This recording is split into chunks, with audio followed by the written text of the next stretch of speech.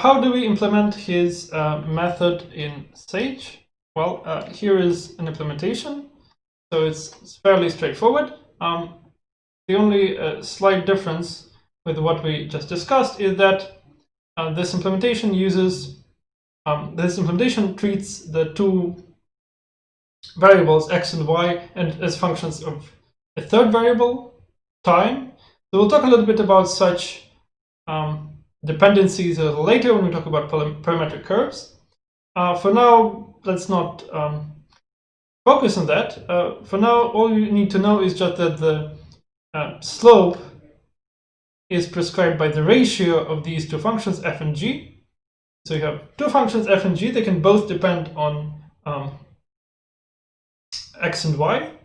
And the idea is just that these two are the coordinates of a vector. So in every point in the plane, we have a little vector, and it has coordinates.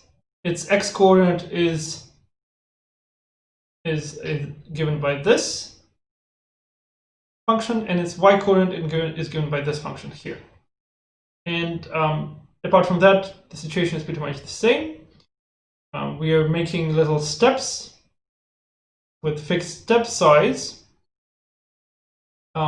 in the direction of this vector at every point in the plane. We start at some point which is prescribed in these two cells, and then from that starting point we make little steps and follow the evolution of this trajectory. So for starters, let us make the step very actually no, let's make it very large. So we will be making 100 steps, but they will be all very large. You see what happens if the steps are large. We don't follow the direction field very well. So the steps are too large for us to get a good reproduction of a solution. And so we need to shrink the steps a little bit. As we do this, as we shrink our steps, you can see that we get better and better reproduction of the solution. So in fact, if we go small enough, the production is sufficiently precise so that the trajectory doesn't spin off at this point, but it actually goes around like so. So let's make the step 1/64, and let's make let's make 500 steps. And so we see that with the sufficiently precise approximation of the direction field, this vector field which puts at every point a vector with coordinates f and g. Here are the coordinates. Both coordinates of this vector depends on x and y, but the slope only depends on the ratio of the coordinates.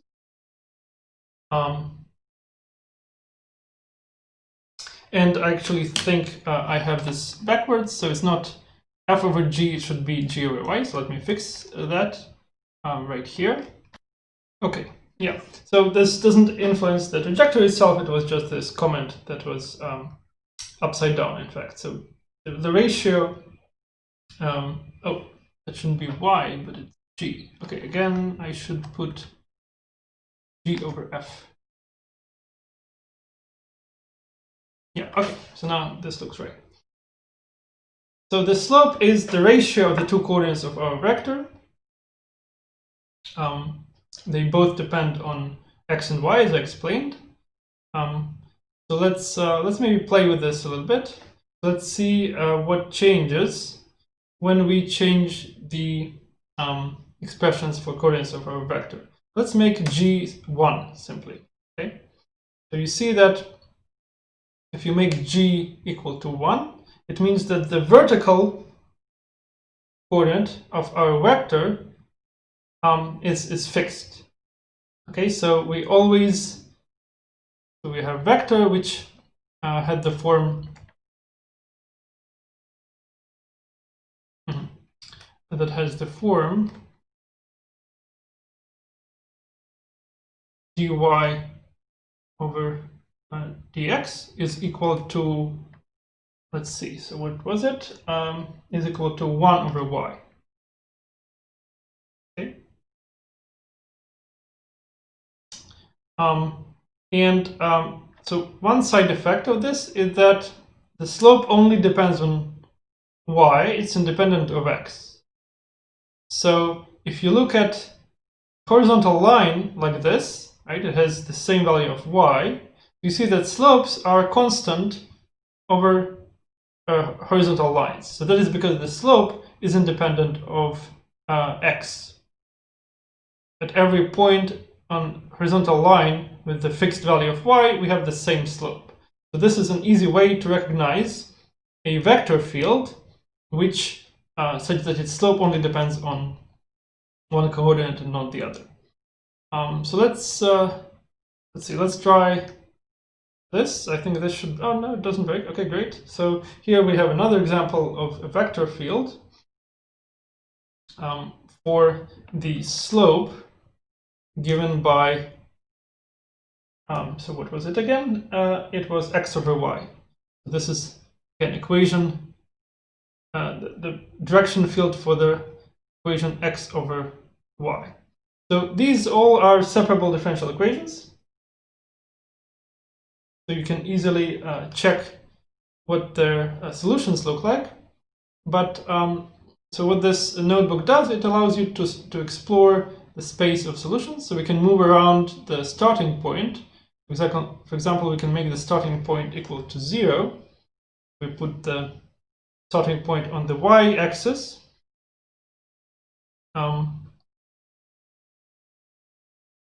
Like so. So then you see our trajectory evolves in this direction.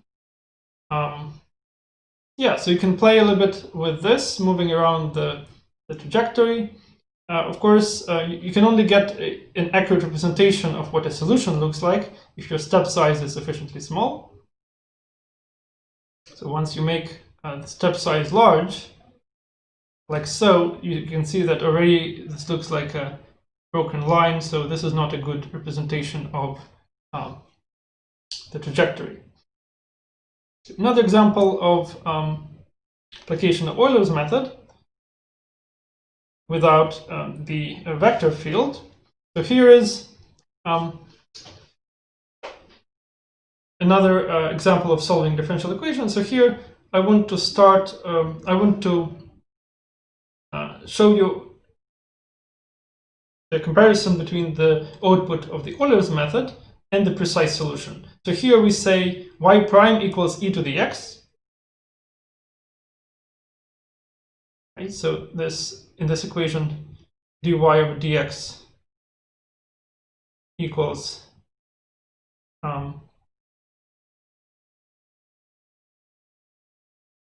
e to the x.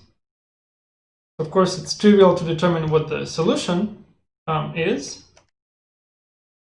And so this is a comparison between the Euler's method.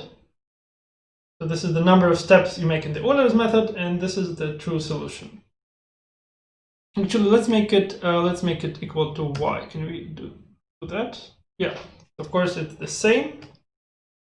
I like this a little better. The solution, of course, remains the same, but I want to compare these. Okay, so let's see what happens if we increase the number of if we decrease the size of a single step. So in here, we're always plotting on the same interval. So increasing the number of steps just means making the step size smaller. So you see that as I increase the number of steps, or decrease the step size, if you like, the trajectory that I obtained from Euler's method gets closer and closer to the true solution. The exact solution of this equation with the initial condition y of 0 equals 1. So this is the initial condition. So you can see that we prescribe the starting value of x and the starting value of y to be 0 and 1 respectively.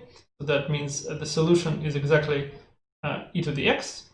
And so as I increase the number of steps, shrinking the step size equivalently, I get closer and closer to the true solution. Until at the point of for 120 steps, so this means that the step length is 3 divided by 128. I'm plotting my solutions in the interval for x from 0 to 3. And so for steps of size 3 over 128, I get already a fairly precise representation of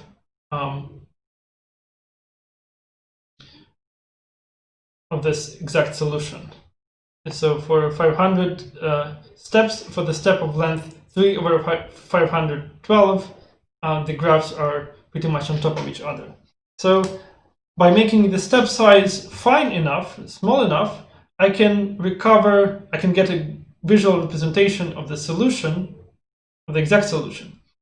So this works, of course, not only when I know the exact solution from different methods, when it's a separable differential equation or for some other reason. It works for any differential equation. If the function capital F, if this function here is smooth enough, right?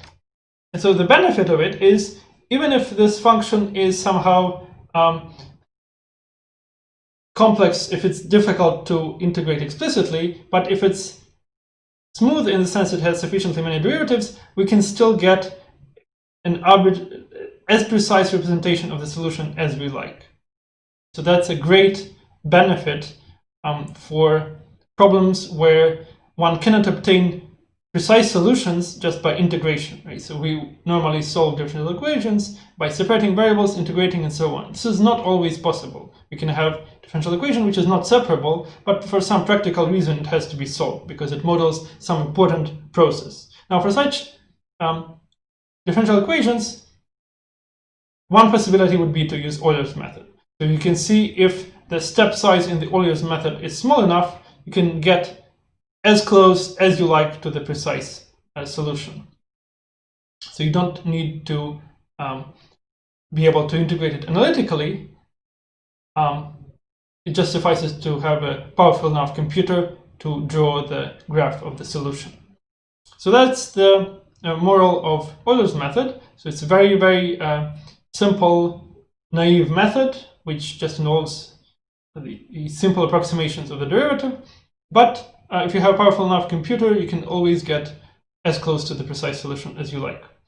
And so I should just mention that modern software tools do not usually use Euler's method to get approximations to the solutions. They use higher order schemes, Runge-Kutta methods, because these are generally more flexible and work better for smooth functions.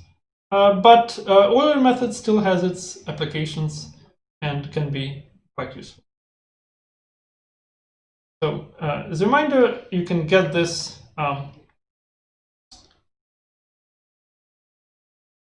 the notebook containing this code from the course website and run it on your own machine using the SageMath software. So this completes the series of videos on approximate methods.